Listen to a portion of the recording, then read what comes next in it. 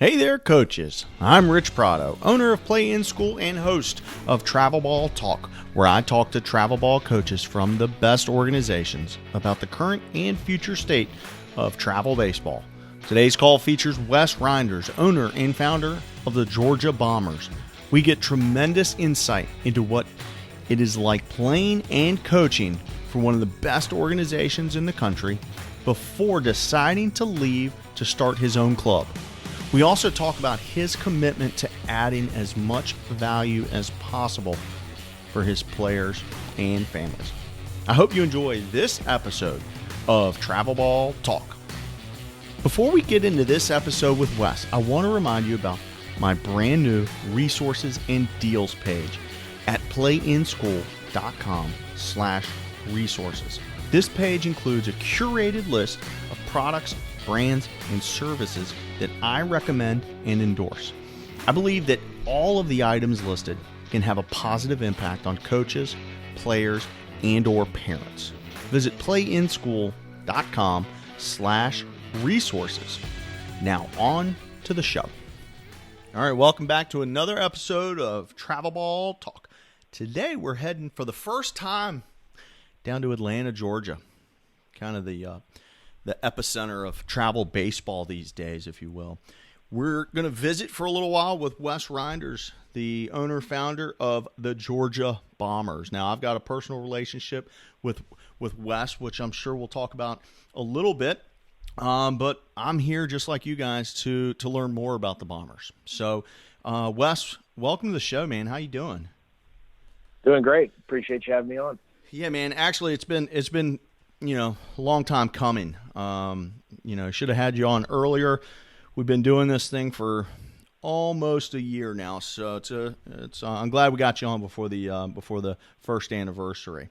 So I want to get into a little bit about your background. I think you got a pretty good background as far as travel baseball pedigree goes.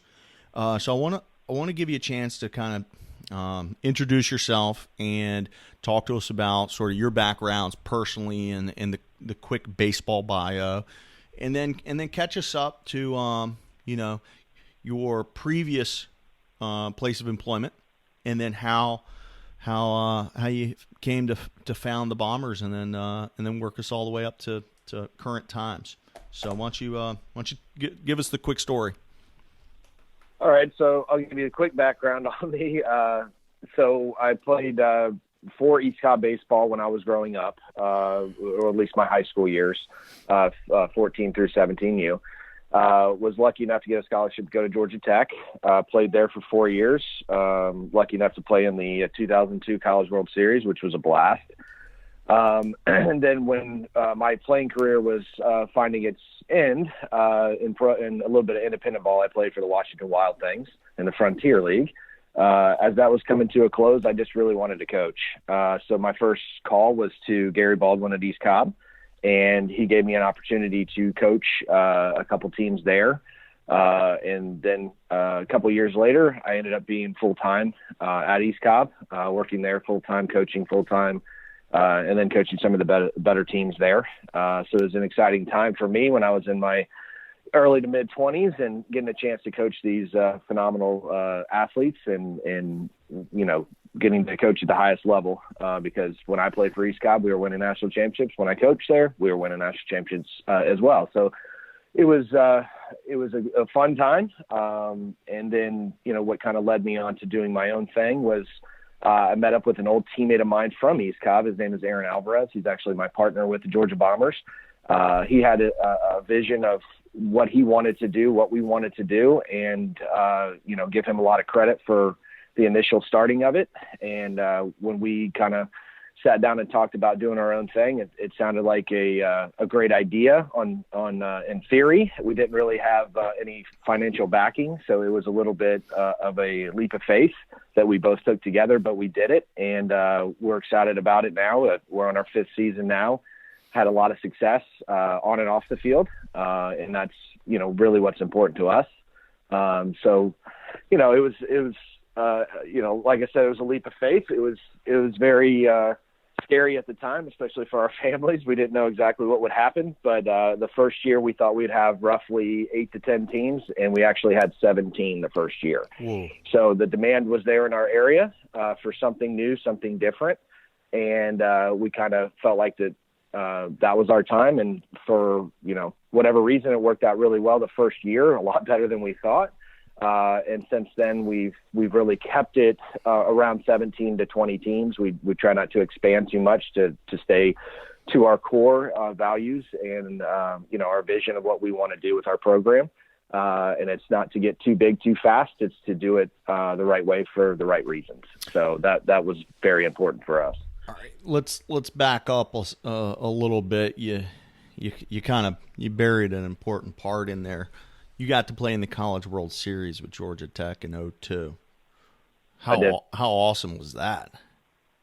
It was amazing, and it was in the old stadium, which I still think was it wasn't the nicest stadium in the world, but the atmosphere there is even better than it is in the new stadium. So it was Rosenblatt Stadium. I actually had a chance to play the first game of that World Series against South Carolina, literally the first day. I think it was the 1:00 game out there on a Friday.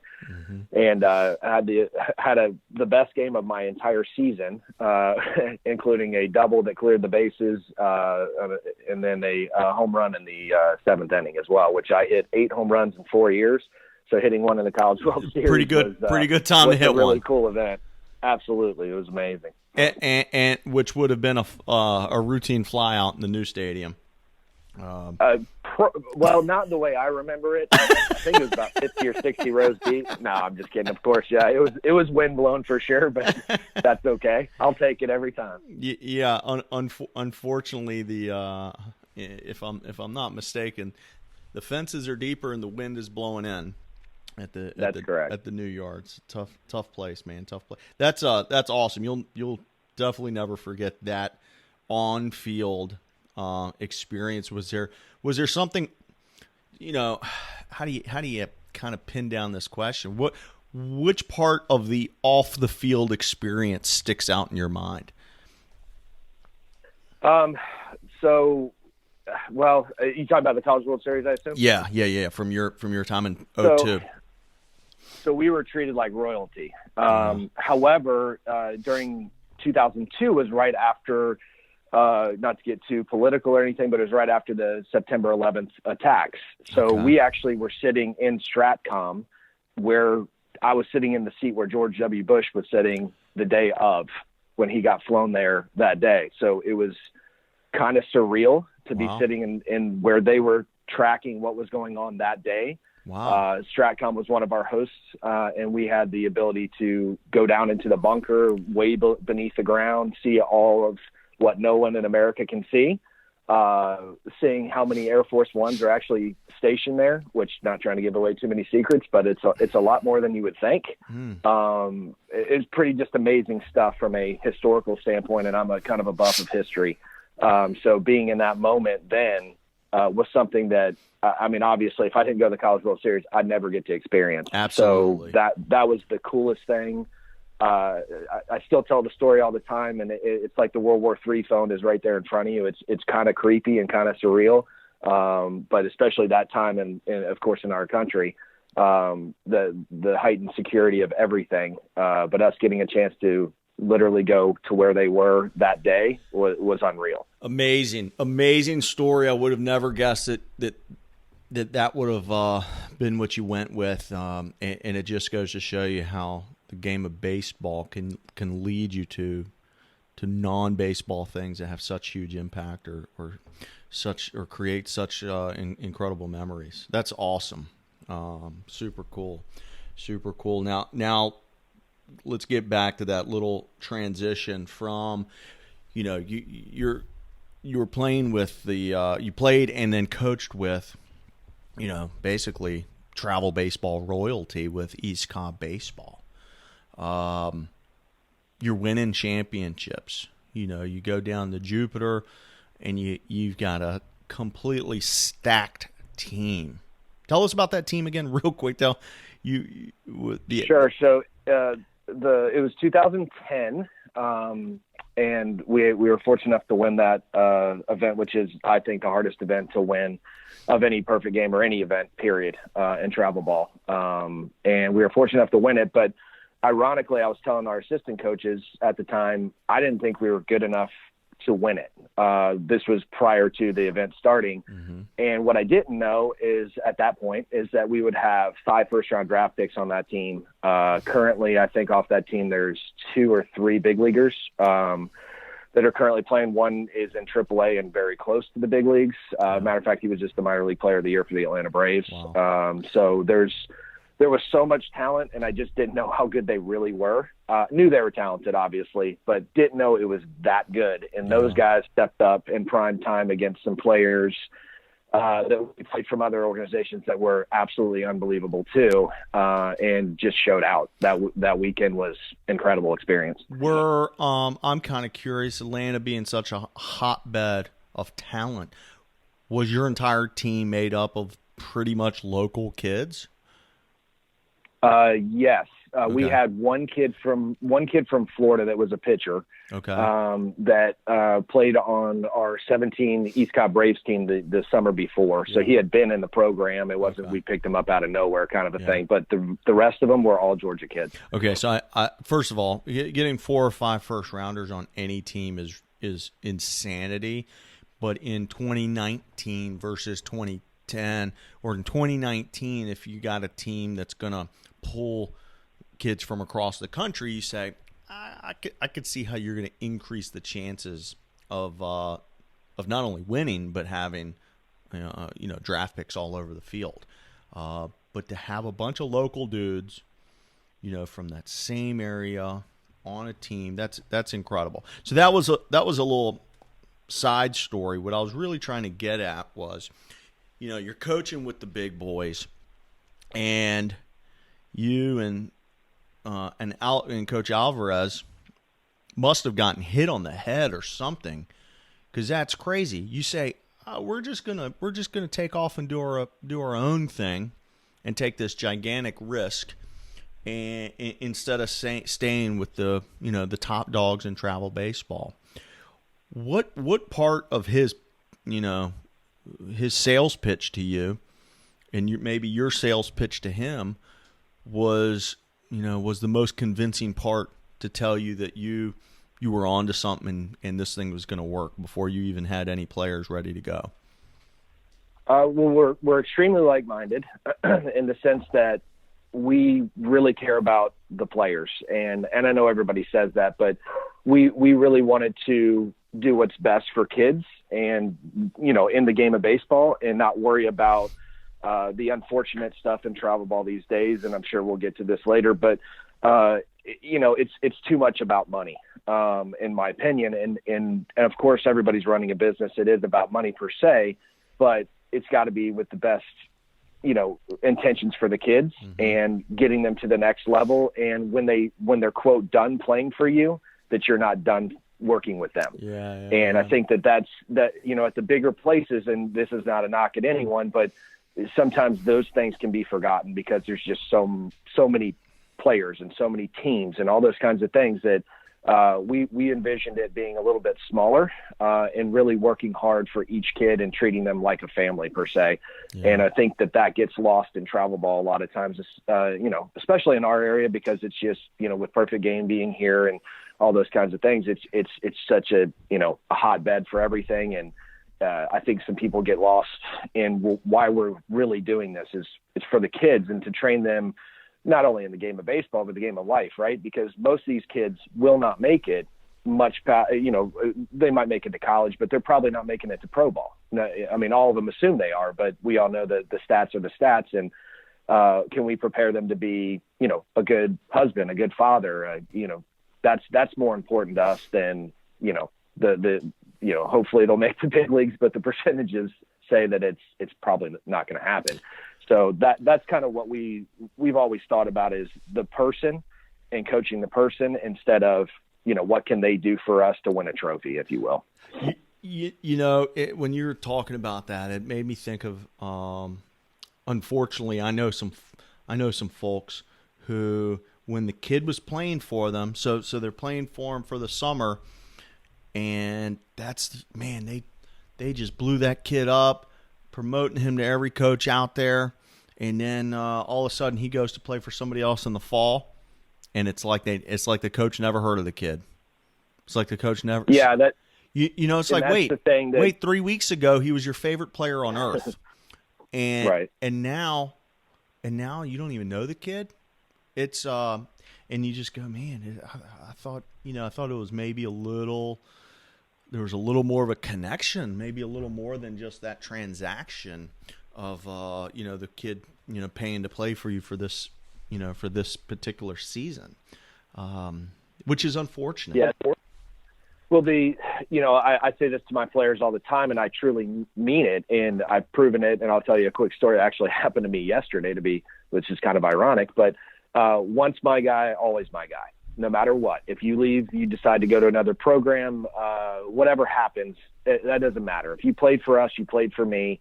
You're always a Bomber. You're always one of my guys. Okay. Mm-hmm. And so a short side story yesterday, I got a text from a parent that played for me last year. And his son decided to go to another program.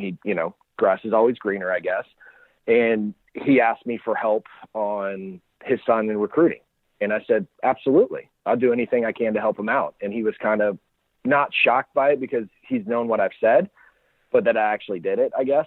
So I, posted a little picture or a video of him on Twitter and, tried to hype it up to, all the college coaches and that kind of a thing. Cause the kid is very talented and he should have a place to play soon. I mean, but that's something that we take pride in, and I certainly do. And I even have, a lot of kids I coached at East Cobb. I still talk to those kids a lot. Some of them are grown men now. Some of them are married and having kids, which, is kind of amazing to me. But those are things that, I'll never stop. And ironically, I've got a couple coaches in our program currently that played for me at East Cobb.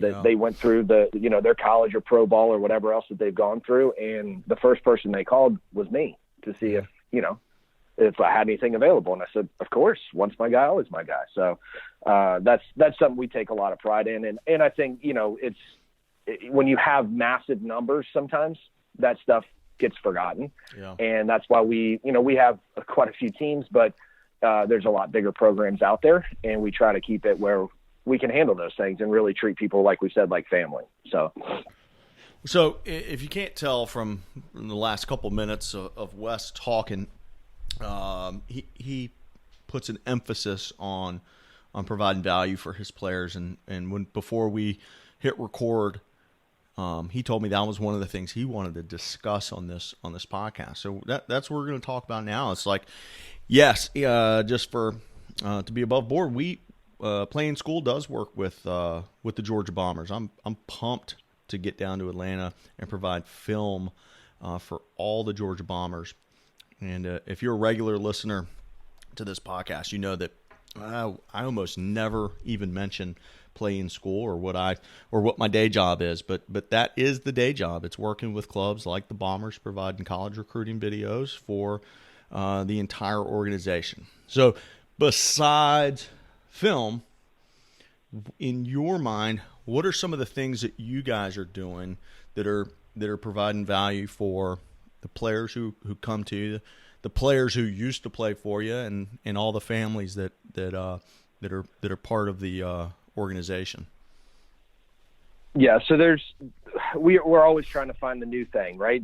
That'll provide a lot of value for our parents, our kids, and luckily I've had a friendship with you the last year and a half or so, and you provided me with obviously playing school, which is fantastic for our videos for our kids, but also a new project, and we won't get into it too much, but we're excited about it, and some member benefits coming our way. Our Georgia Bombers parents don't even know yet, but it will be here shortly. We're excited about it. It provides so much more than I ever could fathom, for families, and we're excited about that coming soon. I'll just tease that a little bit. I'll pause you there. I'll pause you there. Sure. If that preview gets anybody curious or interested, just email me, because this thing that he's talking about, we won't go too deep into it today. It's the most exciting thing I've seen in youth sports in over a decade. So I would agree 100%. If that piques your interest, email me, Rich at Playing School, and it's nothing to do with me or Playing School. It's somebody else's thing. I'll leave it at that. Just send me a text or email me, and I'll make the introduction. Yeah, so that 100% anybody who's listening should definitely at least inquire about it, and it's phenomenal stuff. So a few other things that we're doing, and this has all come relatively recently. We are now a founding club member of Marucci, so they provide an unbelievable sponsorship for us from a uniform perspective, but so much more. They'll hype our guys. They'll help with recruiting. They do so much to help us out, and we're excited to be on board with them. We're one of, I believe it's 28 organizations in the country that are handpicked by Marucci to be one of their founding club members. So we're super excited about that. And just a side note with them, online ordering for uniforms is the simplest thing in the world, and I can't believe more people don't do it. I've been in the uniform business, even at East Cobb for many years, that I ran all the uniform side of stuff. So it's kind of crazy when you have to divide up your own uniforms per se. And I know coaches out there know what I'm talking about. Yeah. But luckily they have an online service that the parent orders it. It's delivered directly to their house. I don't have to separate anything ever again. So man, is it great for me. Yeah. So that's a big time thing for them. You know what? It sounds silly kind of, but for any coach who's ever had to go through and do that separation of the uniforms, it's maybe the most infuriating project, I agree. And so they're just drop shipping it right to mom and dad's house. Is that absolutely? I mean, honestly, that's efficiency 101. And they're probably uniforms are. I mean, it's a silly topic, but it's like, I mean, the whole part of it is such a headache that they just take that right off your plate. You don't have to worry about it. Absolutely. It's wonderful. You ever had a kid order the wrong size by any chance? Of course. And always. How's that get rectified? Well, now it gets rectified a whole lot easier. In the past, we would have to wait 6 to 8 weeks or however long it took, to get the supplemented jersey redone and all those kinds of things. So they may be playing in a tournament and don't have a jersey. We've had that situation before. It's obviously not the best situation, but now Marucci will handle it within 24 hours and get that product to them. If it's a rush-based item like that they messed up on or whatever happened, they can make that happen a whole lot faster. So their customer service is impeccable. Now, I'll tell you, if you're anybody that's a kind of a regular listener, Marucci, they ought to be a sponsor of this podcast. I mean, we've blown them up about 6 different times. We just had Rob Maida from the Niners baseball up in New Jersey was on. They're part of the Founders Club. We've had the guys from East Coast Sox on. We've had Nelson Gord from Illinois Indians. I'm just going through real quick. We've had the OBJ guys on. We've had Reichman from the Scorpions on. We've had Colangelo from the Stars on.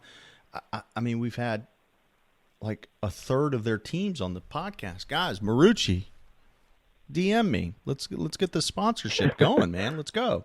No, but honestly, all those coaches have had nothing but positive things to say about the events, about the community, the uniform thing. You're honestly the first person to bring it up, but I can understand. Well, the biggest reason that is because I was in charge of uniforms for East Cobb when I was there. And we had as many as 110 teams, and I was doing them all by myself. So I'm very appreciative of the uniform process in which Marucci has helped us out a ton. So that's actually a kind of a selfish story, I guess, but it's awesome though. It's fantastic what they do. So we're excited to be a partner with them. What is your favorite Marucci event?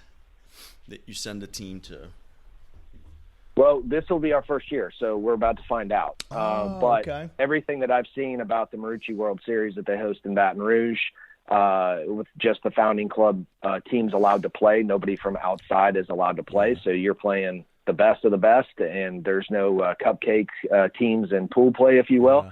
It looks amazing. I've seen the highlight videos. They do a home run derby at LSU, fireworks, the whole thing the first night, and then you start playing games the next morning. So we're pumped for that. We're definitely going to be involved in that this year. So it's exciting stuff in what they do, and they put on a show too, and spare no expense for their teams and their organizations. It's kind of, I guess, a thank you for being a part of the Founders Club, but it's also an amazing baseball event. So we're really excited about that. So this sort of goes hand in hand with the adding value or providing as much value as you can for your players and families. Is this conversation about development? That was another thing I know you really wanted to talk about. So let's what does that mean to you? And what do you think about? And what are some of the things that you think you're doing maybe a little bit differently than other clubs? So development, I think everyone says they, are about development, and very few actually are. So what I mean by that is, everybody will recruit you to, hey, we're going to develop your player. But then they just go out and put a team together and try to win trophies. What we try to do is legitimately train them all the time, and not just baseball training too. We do community service things. We do all kinds of things to develop the human or develop the person, not just the player, if you will. So that part's really important to us. But when you talk about baseball training, I mean, we get after it. We're lucky enough to have a very nice indoor facility that we have, to work out at. And we use the latest technology, Rapsodo, et cetera, video stuff, all kinds of stuff to make them better. But what we've done in the last 2 years is really gone forward with kind of a new for us, or new for our area, I guess. It's probably not a very new idea, but group training is what we like to do. So in other words, I do a hitting class with Jordan Hill, who's one of our hitting instructors, and we have 15 kids for an hour and a half, and then we'll have a second group 15 the next hour and a half. So we go from 6 to 9 o'clock on Mondays and Wednesdays, and they get a ton of training for a lot less money. So if our individual lesson of 30 minutes is, let's say $50, they're going to pay $25 an hour instead of $50 for 30 minutes for the group training. So it's well worth it for our players, our clients. But we get so much more done, so many more swings. And obviously we do this in other areas too: catching, pitching, infield development, basically anything we can train. And that's important for us. So not only do we have practice times for our teams, but we also have developmental times where they do the group training and things like that. It's not mandatory. We don't force people to do it, but it's amazing how many people want to do it because they see the results and they see how much fun the kids are having. In the training, we make it fun. It's not just, hit off a tee. It's competitions. It's all kinds of stuff that makes it a lot of fun.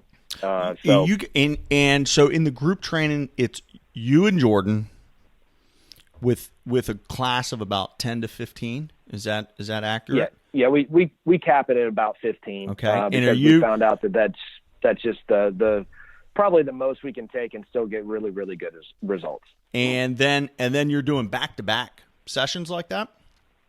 Yes. So typically what we do is the quote younger age groups, like 9 through 13 or 9 through 12, the first hour and a half, and then the kind of the high school age or middle school to high school age guys the second session. And I'm promise I'm going somewhere with this. How much space is that taking up your entire facility to run 15? No. Or using what, 2 or 3 cages, 4 cages? So we have an arena style setting, so we can pull, retract nets however we want to. Okay. So basically we're using 4 half cages Yeah. So 35-foot cages. We Got use it. 4 of them. We pull the nets back if we're going to do, stuff around the perimeter of it, where we can walk in between, make sure the guys are doing the drills the right way, and then we can pull the nets, put a pitching machine, throwing curveballs, we're throwing live BP, whatever training aspect we're going to do, but we can pull the nets, within seconds. So it makes it really easy for us. So I've it's great. talked about this on the show before, but if you're listening, you can pull a pen and paper out and do your own kind of back of napkin math here. But you're talking about the difference is mom and dad are going to pay $25 for an hour and a half workout / lesson / training. In the group model, I've been all about it. Yeah, get your one-on-one, mix in a one-on-one, but I would be in this group training. I would be emphasizing this. Now, yes, it is a business, but what a luxury to be able to charge $25 for a family for an hour and a half instead of $50, $75, $100. Okay, you could probably charge in Atlanta, Georgia. You could probably charge $100 for a 90-minute hitting lesson. You could probably charge $100 for a 60-minute hitting lesson. Correct. Now, flip it around. I just did some quick math. You're talking about a 3-hour window with about 30 guys. Those 4 half cages, and if my math is correct, that equals about 2 full cages. Those 2 cages just earned the facility over $2,000 in 3 hours. Like, hello, you're running a business. That's a smart way to run a business. Because the alternative is 2 cages and 1 kid sitting in it. So the difference is you can make a couple of $100 in 3 hours, or you can make a couple $1,000 in the same amount of time. It's a win for the facility. It's a win for the kids from a training and competition, and it's a win for mom and dad for paying almost nothing. I mean, if people aren't doing group training at this point, I don't know what their reluctance is. I really don't. It's brilliant. It's brilliant.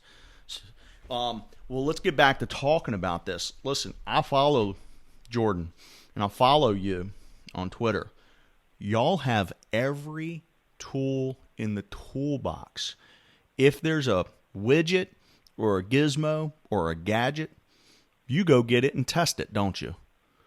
No doubt about it. I laugh all the time with our kids. I call Jordan and I hitting nerds because we'll research, we'll do whatever, to make kids better. And, I've got probably between balance bats and Rapsodo and all kinds of different gadgets and things that some are good, some are not, but heck, we'll try it out and see if it'll help kids in any way, shape, or form. And some of the products are designed to do something, and we kind of throw it on its head and make it make sense for us.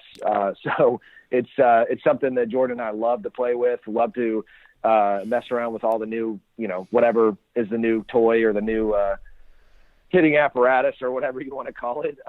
We play around with it, and, whatever seems to work in our minds and work for our players, that's what we're going to do. So it keeps it fresh. It keeps it fun as well, instead of just the same old, stuff that we did when we were playing, right? Besides the tech stuff, so like the Rapsodo and Blast stuff, we've talked a lot about that. What is a non-technical tool or toy that y'all have brought in that you have found to have some pretty good success with helping a kid do something? Like, is there a bat or a whatever? What sticks out? Something recent.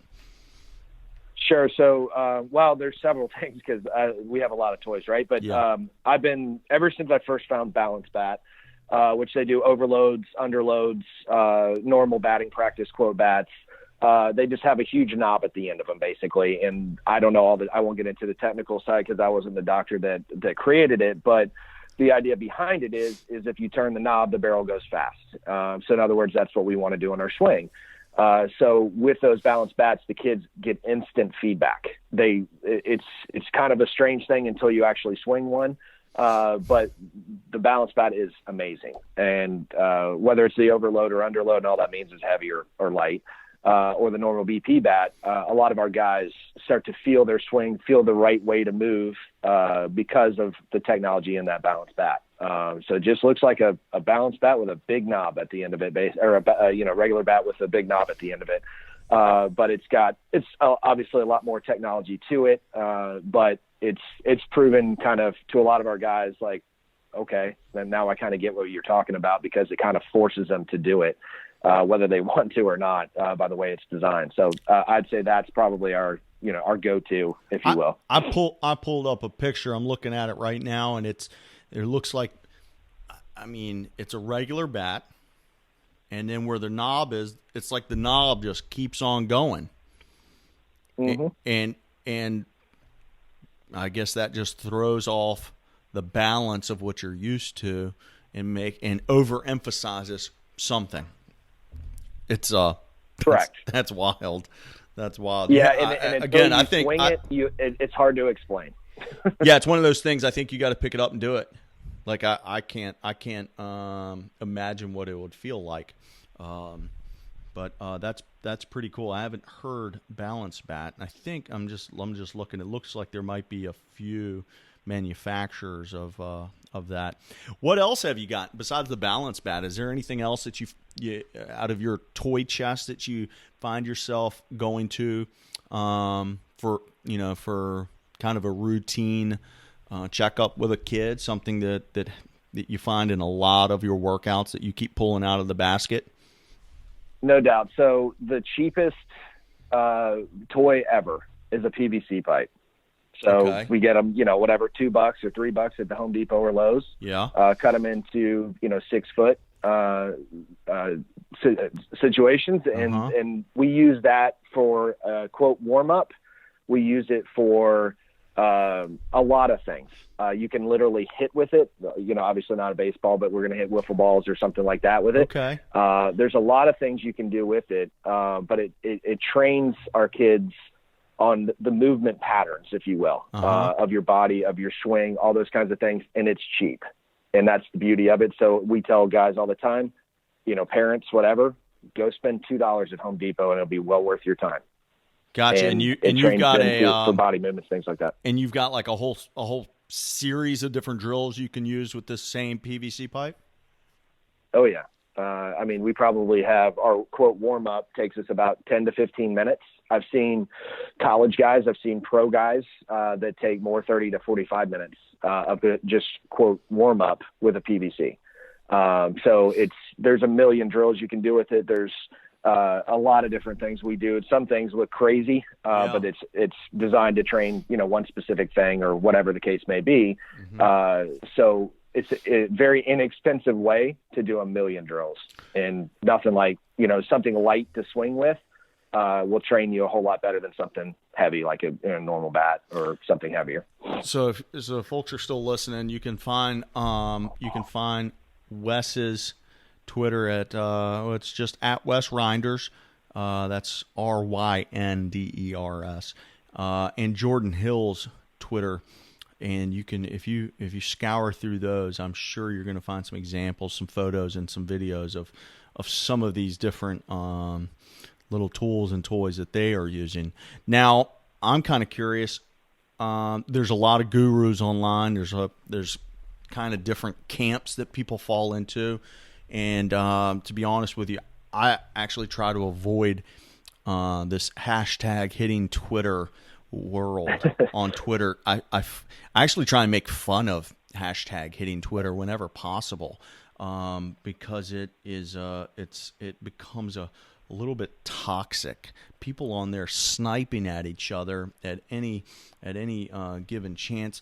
Now, I haven't seen you sniping at people, but I'm guessing there's some people that maybe you're keeping an eye on.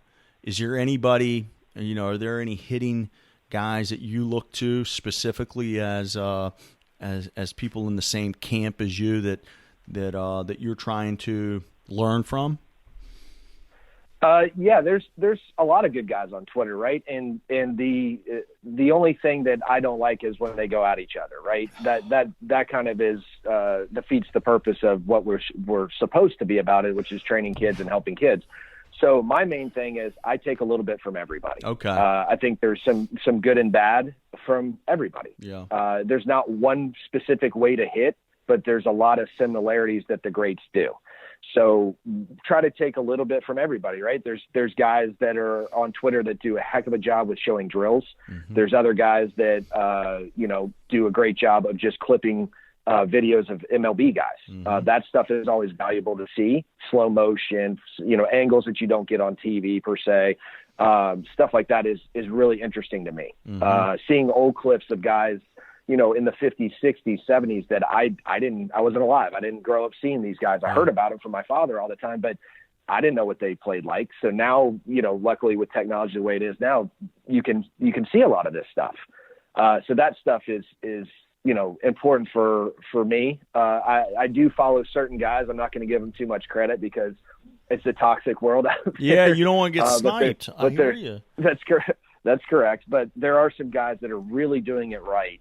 And, honestly, I got turned on to the hitting Twitter thing a few years ago from a good friend of mine who's now the minor league hitting coordinator for the Seattle Mariners and was a bomber for about a month, helping me coach. And then, he was offered by Seattle. I can't really compete with that per se. I got you. So, but he got me turned on to it. He said, "Hey, listen, there's some interesting stuff here, and they fight sometimes. But if you pick apart the nonsense and you look at the good stuff, you can really help develop yourself as a coach, as well as come up with drills that you never would have dreamed of, things like that." And I have, and I'm on it.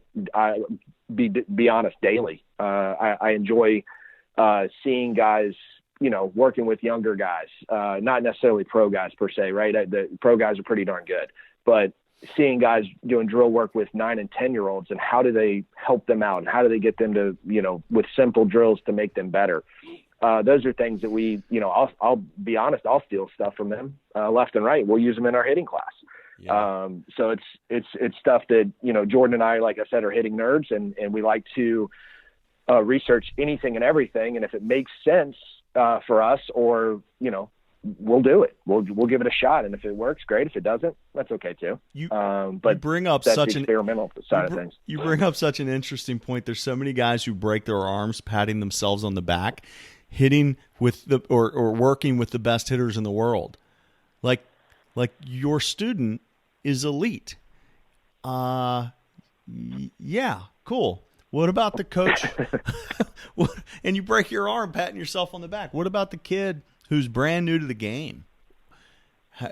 Can that coach help that person, that kid? Because I gotta say, and then obviously in our business, we have teams this year starting at 8U. Typically it's 9U, but this year we do have an 8-year-old team.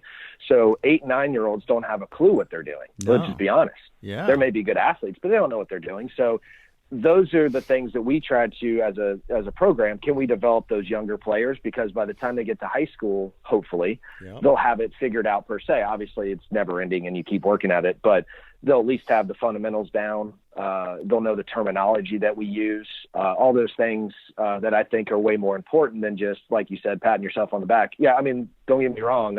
I've coached some really great players that are in the big leagues right now. I didn't really coach them up a whole lot, I'll be honest. Yeah, they were just exceptional talents, and I put them in the right position to do well. But, patting them on the back was probably, giving them a high five was the best coaching I had. Yeah, putting the ball on the tee or flipping them a ball from behind a net and trying not to get killed. That's correct. Hey, let's transition a little bit. This is something that that I have found recently with a few teams that is just attracting my eye, and I saw this on your site.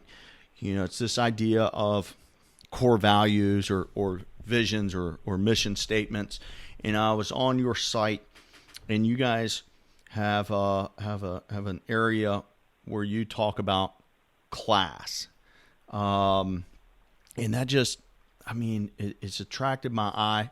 We've talked about these types of core values with other teams, but I know so many teams who don't have something specifically defined, and so when I see it, I just want to highlight it. Can you talk about this this idea of class and what that all means? Sure. It's so CLASS is acronym for character, leadership, attitude, scholarship, and service. So we believe in all 5 of those things to be important for the person, not just the player. So character obviously, goes without saying. What we want out of that is obviously being a good kid, being a good teammate, those kinds of things, but also, winning or losing with class. There's a lot of, trash talking that happens sometimes and those kinds of things. We don't want to get wrapped up in that stuff. We want to be competitive as we can be, but we want to do it the right way, win and lose with class. So no matter what happens, if we get blown out or we blow somebody out or it's a great game, whatever, is win with class, shake the hand of the opponent afterwards, tell the umpire thank you. No matter how good or bad they may have been that day, they're still an important part of the game, and they should be treated with respect. So that part is something that we encourage in our players, our coaches, obviously, as well. Leadership, our second thing is, from a coaching perspective, we want to show the kids how to act, how to compete hard, how to train hard, all those kinds of things. So leadership from the coaching staff, from the top down, whether it be from Aaron and I, or from any of our coaches. So I think that's important. Also with the players is, taking ownership, of what they do. So working hard, that can show leadership. Hey, look at me, I'm working hard. My teammate needs to get on my level as well.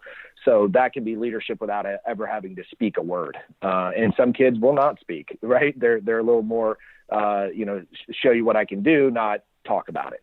Other guys are vocal leaders. So we encourage the leadership standpoint, and what that helps with, honestly, is, schoolwork, life, job later on, all those things. If you can be a good leader, a good communicator, you're going to have a chance to succeed in life. So that part's important for us. Attitude, I think, is pretty self-explanatory. Be a good teammate, be a good kid, work your tail off, all those kinds of things, goes right into attitude as well. If we have a situation that's not the best attitude, we will address it immediately, explain it why to the kid first, and then explain it to the parents afterwards. It's been few and far between with that in the 5 years that we've been doing this, but it's travel ball, things happen. So, we constantly try to positive attitude, good attitude, all those kinds of things. In a game of failure, I think that's very important.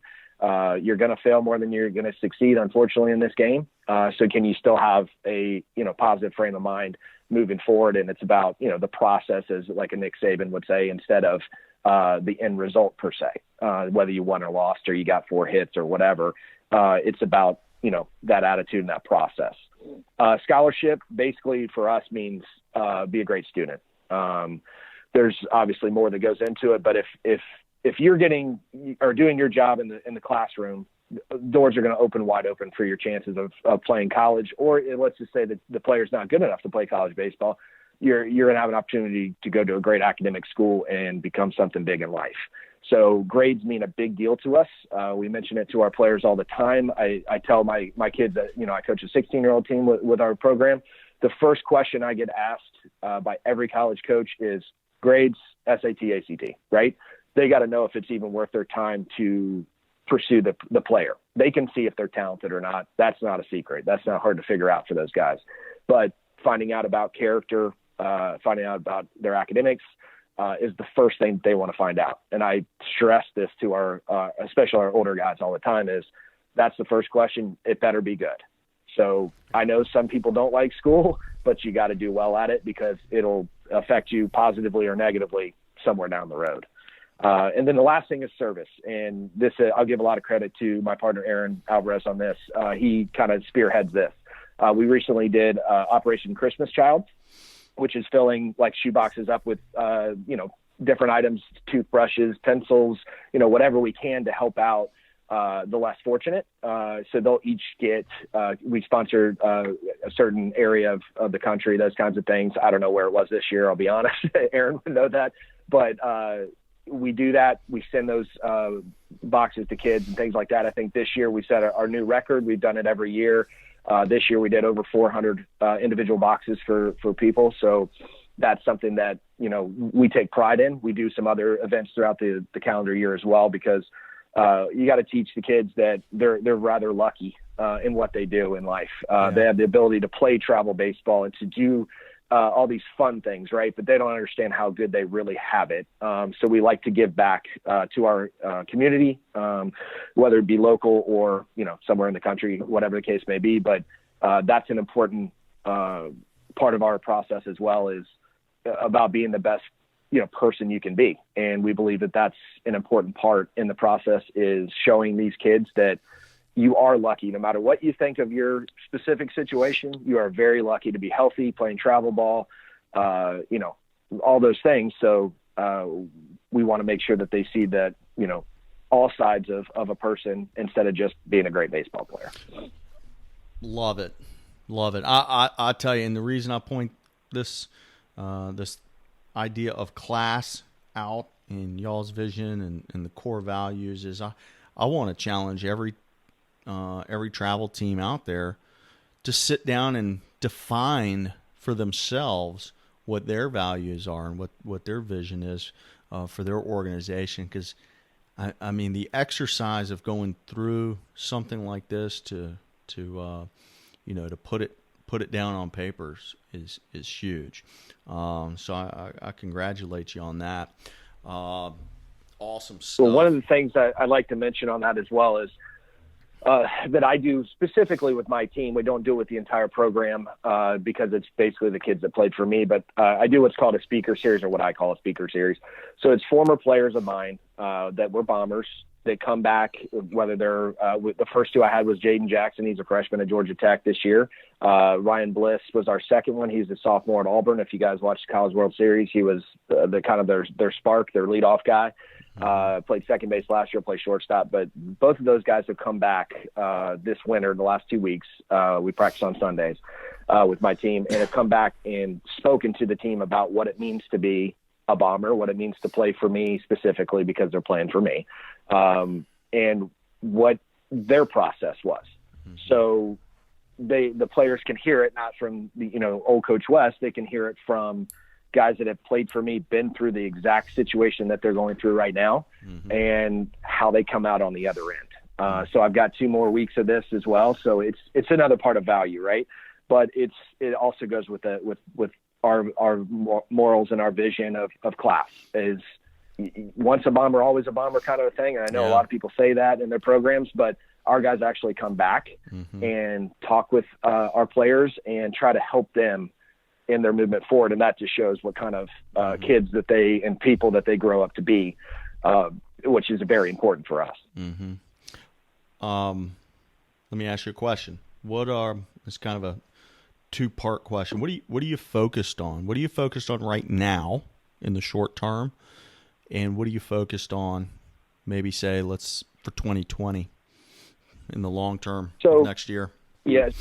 Short term right now is about getting the players ready for high school ball. Mm-hmm. So we do our winter workout situation where, we're training them not only, with their swing or their mechanics of pitching, but quite frankly, to be in good shape, to be ready to go, because it'll be freezing cold when they start tryouts here in January 14th or 15th. I forgot which day. I think it varies depending on the high school, but we have to have them ready, because most of these kids will not go through a winter process. And if they don't, they're going to get hurt in the first couple of weeks. They're going to get the tendonitis in the arm or whatever the case may be. So we prepare them for hopefully having their best high school season they've ever had. Mm-hmm. And that's our short-term goal right now, is getting those guys to that situation. Another thing that's really cool that we do, actually starting this year, is a Future Star Series Scout Day. Mm-hmm. So on January 11th, right before they start their high school tryouts, they will be getting a written evaluation from professional scouts on what they do well, what they do poorly, mm-hmm. what they could, how to improve, mm-hmm. all those things. So not only are they hearing it from us as a coaching staff, they're also hearing it from legitimately professional scouts. Yeah, so I thought that was a great way of adding value, but also really a true understanding of, okay, I'm a really good player, but I got a lot to work on. Yeah. And that's important for them to understand as well. That's brought to you by the perhaps the hardest working man in baseball, Jeremy Booth, and his that is correct, and his staff. I don't know when that guy sleeps, man. Me neither. Guys in a different state, different country every day, travels more than anybody. Jeremy, if you're listening, a lot of people talking about you on the podcast. DMs are open if you want to talk about sponsorships. Hey, you too, Marucci. So part two of that question, what are you focused on, kind of big picture, long term for 2020 and beyond for the Bombers? So I guess semi long term, which would be next season, right, or the summer season, is getting our kids seen. Obviously, the exposure part of things. That's kind of the easy part for us, is playing in the right events, getting our guys seen, making sure college coaches are there.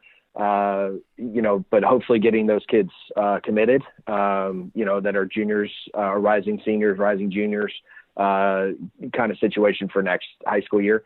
Trying to get those guys taken care of. Hopefully, the process is different for everybody, obviously, but hopefully we can get the majority of them knocked out, and make sure that they have a place to play, in college moving forward.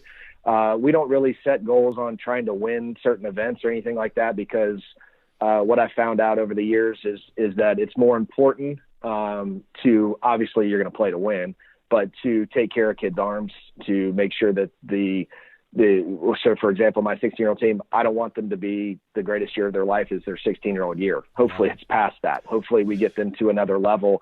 So what I do, a little bit different than most probably, is that I limit innings on our pitchers. I think the kid that threw the most innings for me last year was right around 40 innings, which when you break it down is hardly anything in the amount of games that we play. Yeah.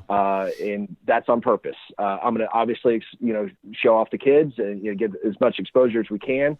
But if it's a situation where I could come back with a kid, just to win a game, I just won't do it. Mm-hmm. So when our goals are health, win as many games, obviously, as we can. We're competitive as all get out, don't get me wrong.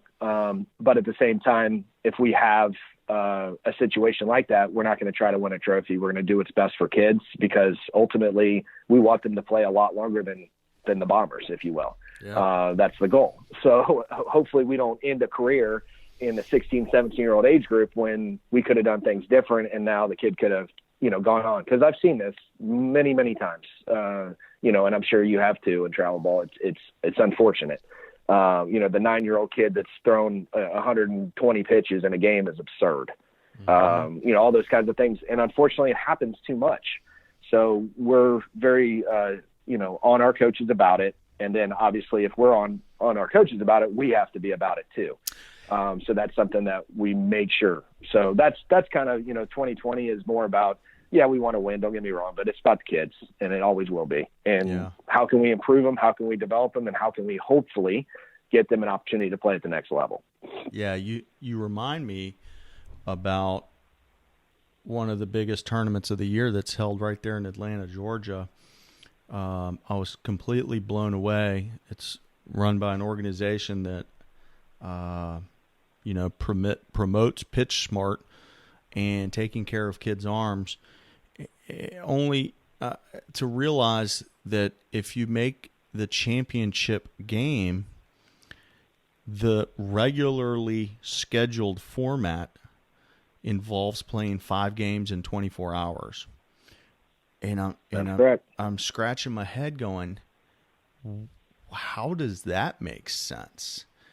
And I'm surprised, I'm shocked that the clubs who, got to that point aren't standing up and saying, hey, there's something wrong here. Like, it doesn't seem like you're rewarding the best clubs in the country by making them play 5 games in a 24-hour span. So maybe I don't know, maybe I'm weird for thinking that's highly unusual. Anywho. Unfortunately, it's the norm now. And no matter what age group it's in, that's the way it's constructed. You play your pool play games for the longest period of time. And I know why. It's a business, and not going to throw anybody under the bus. We get it. We're not dumb. We understand that they're running a business. But at the same time, basically the winning teams are the teams that have 30-man rosters, right? They have a ton of guys, but I'm not interested in doing that, because then when are the kids playing?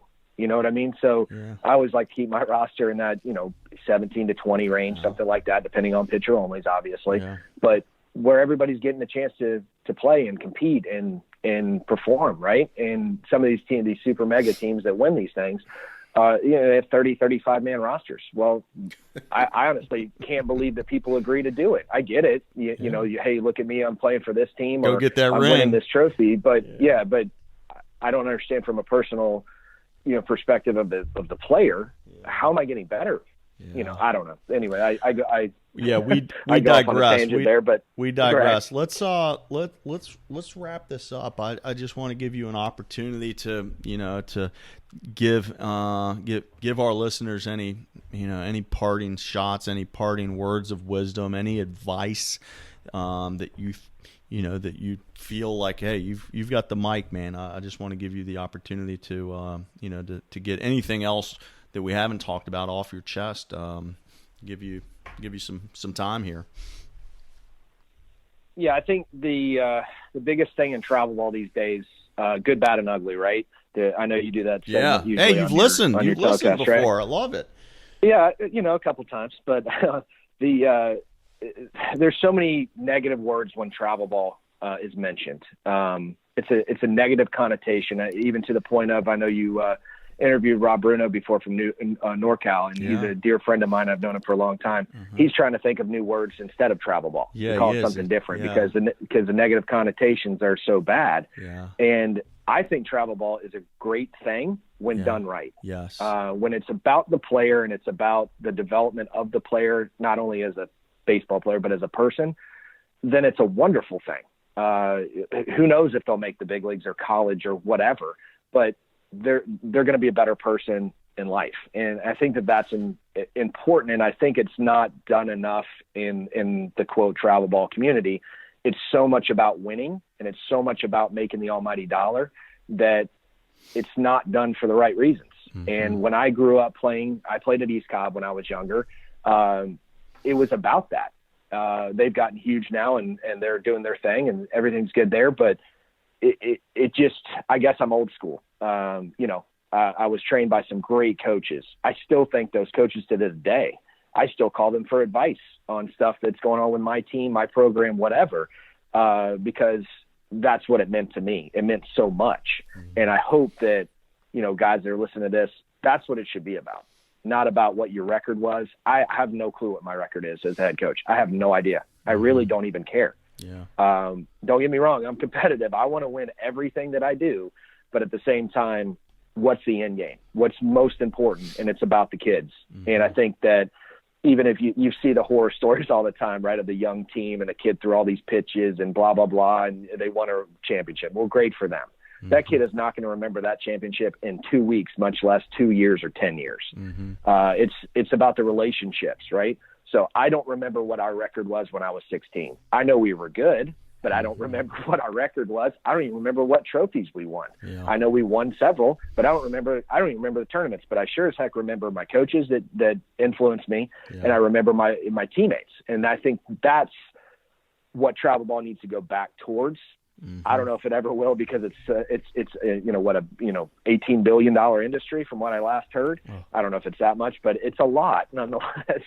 So I think that's the ugly side of things, right? The greed involved, and not just from organizations. It's the same way for parents. You get kids that go from team to team to team. Yeah. What do they learn by doing that? Absolutely nothing. Mm-hmm. So that part is, I guess, the ugly or the bad part. The good part is the guys doing it the right way. And if you find those programs, and you mentioned, you've interviewed guys that definitely do it the right way, and guys that I look up to. And I mentioned Rob Bruno because he's always kind of helped me out in a lot of different ways from afar. Mm-hmm. But those are the guys that you want to gravitate towards. If I had a kid, I would love for him to play for a NorCal or a East Coast Sox or Scorpions, or those guys that do things the right way. And not just to give those guys praise. There's a lot of guys that do it right. But that's what's important. I think in the travel ball world that is not stated enough, or maybe it's stated, but it's not truly followed. Yeah. So I think that's the most important part, obviously for Aaron and myself and the Bombers.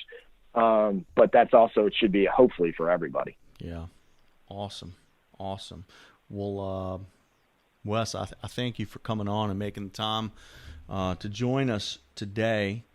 I want to keep talking to you for 2 more minutes, but let's go ahead and end this recording, man. I appreciate you being on Travel Ball Talk. Hang on 1 second. I'm having so much fun bringing these shows to you each week. If you'd like to recommend a coach for the show, please don't hesitate to shoot me a note at rich@playinschool.com or DM me on Twitter @playinschool. Again, my name is Rich Prado. I'm the founder of Play in School.